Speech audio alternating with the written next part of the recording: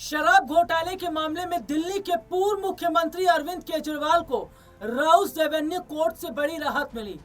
मनीष सिसोदिया को बड़ी राहत मिली। ये जो राहत मिली, इस पर आम आदमी पार्टी ने प्रेस कॉन्फ्रेंस की और सीधे तौर पर यह कहा गया कि दूध का दूध और पानी का पानी आ गया। ये भारतीय जनता पार्टी के लोग जहां भ्रष्टाचार को लेकर बात कर रहे थे, जहां दिल्ली विधानसभा चुनाव से पहले इन्होंने ईडी सीबीआई लगा दी थी ताकि चुनाव जीत सके, लेकिन उसी सीबीआई को फटकार लगाई गई है। राउस रेवेन्यू कोर्ट में ईडी को फटकार लगाई गई है कि पिंजरे का तोता मत बनिए। और ये तो हम सभी जानते हैं कि जब जब चुनाव होते हैं या नजदीक आते हैं तो ये बीजेपी का फंडा रहता है कि ईडी सीबीआई भेजो और दबिश डालना शुरू करो ताकि डर का माहौल पैदा किया जा सके, और किया। और सबसे बड़ी बात है कि जो राउस रेवेन्यू कोर्ट का फैसला आया, उसके बाद ये जो गुजरात लॉबी है आज शांत है, आज ये चुप है। ऊपरी अदालत में जाएंगे, यहां करेंगे, वो करेंगे, वो सब एक अलग बात है। लेकिन इस पर विपक्ष की तरफ से भी प्रतिक्रिया आ रही है। राजस्थान के पूर्व मुख्यमंत्री अशोक गहलोत ने कहा कि ईडी सीबीआई पर इतना प्रेशर है कि उन्हें पता ही नहीं चल रहा कि काम क्या करना है, क्या नहीं करना है। और जबकि ईडी सीबीआई पर केस बन रहा है क्योंकि राउस रेवेन्यू कोर्ट ने फटकार लगाई है, तो क्या ईडी सीबीआई वाकई दबाव में काम कर रही है और सरकार इन सरकारी एजेंसियों का गलत इस्तेमाल कर रही है? इसी मुद्दे पर हम बात करेंगे। बातचीत करने के लिए हमारे साथ हमारे खास सहयोगी अमन सर हमारे साथ जुड़े। सर, बहुत बहुत स्वागत है इस प्रोग्राम में आपका। सर, जो सुरक्षा एजेंसियां हैं, जो ईडी है, सीबीआई है, रॉ है, उस पर तमाम सवाल खड़े होते रहे, यहाँ तक कि चुनाव आयोग पर सवाल खड़े होते रहे हैं। और जो राउस रेवेन्यू कोर्ट का फैसला आया, उसके बाद तो ये सब सामने आ गया है कि झूठ कौन बोल रहा था और सच कौन बोल रहा था। जी देखिए राहुल जी, बिल्कुल इसमें कोई दोहराई की बात नहीं कि जिस तरीके से जो राउस रेवेन्यू कोर्ट का फैसला आया है, उसके बाद में यहाँ आम आदमी पार्टी के अंदर एक नया जोश आता हुआ दिखाई पड़ रहा है। क्योंकि जिस तरह से अरविंद केजरीवाल दिल्ली पहुंचे हैं, प्रेस कॉन्फ्रेंस की है और तमाम तरह के इल्ज़ाम जो है बीजेपी के ऊपर लगाए हैं, पीएम मोदी के ऊपर लगाए हैं, अमित शाह जो गृह मंत्री उनके ऊपर लगाए हैं, और ये कहने का प्रयास किया है कि उनको झूठ बोलकर फंसाया गया और दिल्ली की सत्ता को हथियाने का काम किया गया। क्योंकि अगर इस तरह का मुद्दा नहीं होता तो बीजेपी के हाथों में सत्ता नहीं जाती। और ये बात अरविंद केजरीवाल कहते हुए अब दिखाई पड़ रहे हैं कि धोखाधड़ी करके या उनके ऊपर इल्जाम लगाकर सत्ता को उनसे छीना गया है। आपको याद होगा कि मनीष सिसोदिया जिनके ऊपर इल्जाम लगा, उनको 2 से भी ज्यादा सालों तक जेल के अंदर रहना पड़ा। खुद उस वक्त के मुख्यमंत्री अरविंद केजरीवाल, उनको भी उठाकर जेल में बंद कर दिया गया। तो ये तमाम सारा जो चल रहा था, सत्येंद्र जैन की बात करें, संजय सिंह की बात करें, एक तरीके से आम आदमी पार्टी की जो बड़ी लीडरशिप थी उनके ऊपर जिस तरीके से कह सकते हैं कि तमाम आरोप लगाए गए, तमाम तरह से उनको कह सकते हैं कि प्रेशर में लाने का प्रयास किया गया। और इसी वजह से चाहे सौरभ भारद्वाज हो, चाहे आतिशी हो या और तमाम सारे नेताओं एक सुर में ये बात कहते हुए दिखाई पड़े कि उनके नेताओं को जिस तरीके से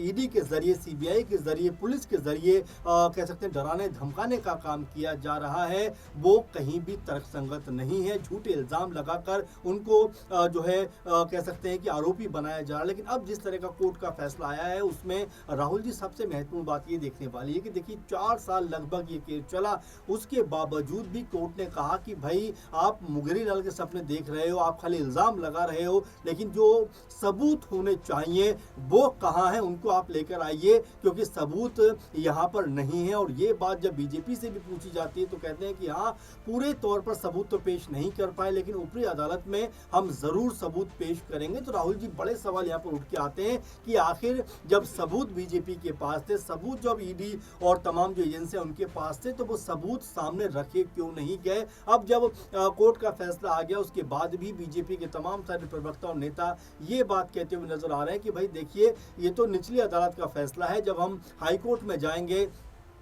जब हाईकोर्ट में इसके ऊपर कह सकते हैं बहस होगी, तब जो है अरविंद केजरीवाल बच नहीं पाएंगे। तो ये तमाम सारी बातें बीजेपी की तरफ से कही जा रही है, लेकिन जो बात अब अरविंद केजरीवाल और तमाम आम आदमी पार्टी की तरफ से सामने रखी जा रही है, उससे ऐसा लगता है कि एक बार फिर आम आदमी पार्टी के अंदर वो पुराना वाला जोश एक बार फिर उमड़ता हुआ दिखाई पड़ रहा है। क्योंकि आपने देखा कि अरविंद केजरीवाल जब मीडिया के सामने आए थे तो उनकी आंखों से आंसू छलकते हुए दिखाई पड़े थे। वो मनीष सिसोदिया से गले लगकर रो भी पड़े। तो क्या ये आंसू अब आम आदमी पार्टी की तकदीर बदलने वाले हैं? क्योंकि एमसीडी चुनाव की बात करें दिल्ली में जब होंगे, या इसके बाद जब विधानसभा चुनाव दिल्ली में होंगे, तो क्या एक बार फिर आम आदमी पार्टी अपनी सत्ता को हासिल करती हुई दिखाई पड़ेगी? तो ये तमाम सारी बातें जो इस समय मीडिया में चलती हुई दिखाई पड़ रही हैं। जी, और देखिए, दिल्ली के पूर्व मुख्यमंत्री अरविंद केजरीवाल ने एक प्रेस कॉन्फ्रेंस की और इस प्रेस कॉन्फ्रेंस में उन्होंने कहा कि अगर दिल्ली में दोबारा चुनाव हुआ तो लिख कर ले लीजिए कि 10 से ज्यादा सीटें भारतीय जनता पार्टी ले आए। और सबसे बड़ी बात जिसे समझिएगा कि रेखा गुप्ता की जो सरकार है उन्हें 1 साल हो गया जी। लेकिन सर, इस 1 साल में अगर हम देखें तो दिल्ली में वो बड़ा बदलाव दिखाई ही नहीं दिया। जो बहुत बड़ी बड़ी बातें चुनाव से पहले कर रहे थे, सड़कें वैसी की वैसी हैं, नालियों की समस्या वैसे की वैसी है, स्वास्थ्य सेक्टर में कोई बड़ा बदलाव नहीं हुआ है, जबकि दिल्ली में पॉल्यूशन और बढ़ गया है, आतंकवादी लाल किले के पास धमाका करके चले गए हैं, दिल्ली और असुरक्षित हो गई है। तो जो केजरीवाल कह रहे हैं, क्या सर वो बहुत सोच समझ कर कह रहे हैं? देखिए, बिल्कुल। और जो बात केजरीवाल ने कही है या तमाम जो लोग कहते हुए दिखाई पड़ते हैं, क्योंकि देखिए 2-3 साल तक लगातार कह सकते, 2-3 टर्म तक लगातार कह सकते हैं कि आम आदमी पार्टी की सरकार दिल्ली में रही, तब तमाम चीज़ों को लेकर बीजेपी आक्रोशित रहती थी, चाहे यमुना की सफाई का मामला हो, चाहे प्रदूषण का मामला हो। लेकिन अब जब बीजेपी खुद सत्ता में है तो आप देख रहे हैं कि कई सवालों के जवाब उनके पास नहीं है। आपने सही कहा कि सड़कों की हालत देखिए, खस्ता दिखाई पड़ती है, गंदगी उसी तरह से नजर आती है और नालियों की हालत वैसी की वैसी दिखाई देती है। और यहाँ पर जब मुख्यमंत्री साहिबा से पूछा जाता है तो पूछा कुछ और जाता है, वो कहती हुई कुछ और नजर आती है। और ये तमाम जो बातें हैं ये जनता भी देख रही है, क्योंकि देखिए जो वायदा आप करते हैं कि हम दिल्ली को ऐसा कर देंगे वैसा कर देंगे, जो कहकर सत्ता आपने ली थी, वो सत्ता में आने के बाद चाहे महिलाओं को पैसा देने की बात हो, चाहे फ्री सिलेंडर देने की बात हो, वो तमाम चीजें अभी भी जस की तस हैं। अब क्या यहाँ से आगे बढ़कर बीजेपी या रेखा गुप्ता जो मुख्यमंत्री है इस समय दिल्ली की, क्या कोई महत्वपूर्ण कदम या महत्वपूर्ण कार्य दिल्ली में करती हुई दिखाई पड़ेंगी? क्योंकि कई तरह के आरोप जो है वो दिल्ली सरकार पर भी लगते हुए दिखाई पड़ रहे हैं। खासकर जब रेखा गुप्ता जी जब कोई बात कहती हैं तो कहीं ना कहीं वो अर्थ का अनर्थ निकलता हुआ दिखाई पड़ता है। कहना कुछ और चाहती है, वो कह कुछ और जाती है। इसी बात को लेकर कहा जा रहा है कि क्या बीजेपी ने जो मुख्यमंत्री का चुनाव किया है, क्या वो सोच समझ कर किया है? क्योंकि जिस तरह की बयानबाजी वो करती है बीजेपी, ऐसा लगता है खुद अपने जाल में या फंसती हुई दिखाई पड़ती है। और अब जबकि शराब घोटाला हो या इस तरह के तमाम आरोप जो आम आदमी पार्टी के ऊपर लगे, अब जब उसमें तो वो फ्री होते हुए दिखाई पड़ रहे हैं, अदालत की तरफ से वो बरी होते हुए नजर आ रहे हैं, तो जाहिर बात है कि बीजेपी के ऊपर प्रेशर तो है।